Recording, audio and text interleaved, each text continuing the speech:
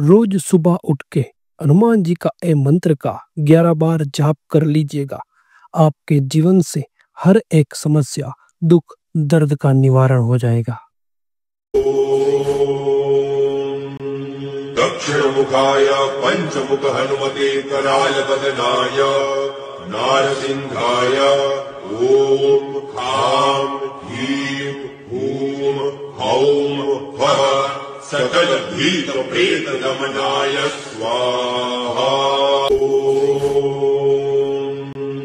दक्षिणमुखाय पंचमुख हनुमते कराल बदनाय नारसिंहाय ओम खां ह्रीं हूं हौं फः सकल भीत प्रेत दमनाय स्वाहा।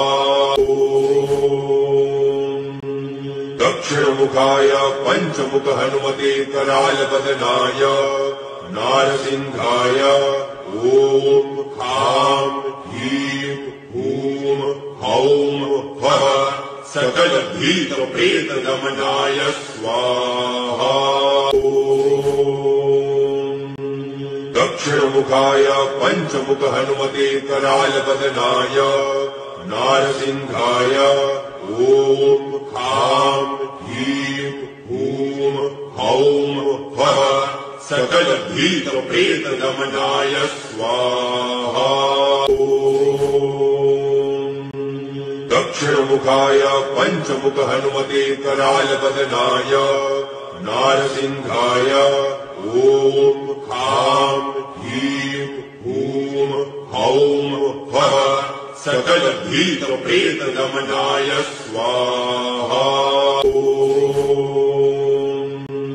दक्षिणमुखाय पंचमुख हनुमते कराल बदनाय नारसिंहाय ओम खां ह्रीं हूं हौं फः सकल भीत प्रेत दमनाय स्वाहा।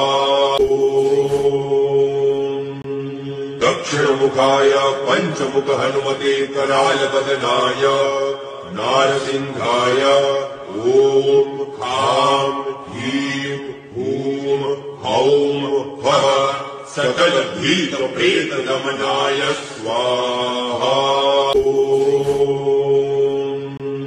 दक्षिणमुखाय पंचमुख हनुमते कराल बदनाय नारसिंहाय ओम खां ह्रीं हूं हौं फः सकल भीत प्रेत दमनाय स्वाहा।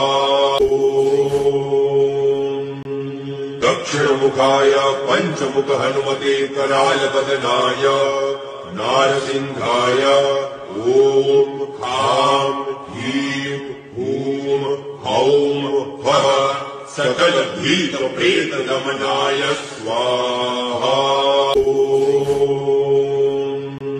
दक्षिणमुखाय पंचमुख हनुमते कराल बदनाय नारसिंहाय ओम खां ह्रीं हूं हौं फः सकल भीत प्रेत दमनाय स्वाहा।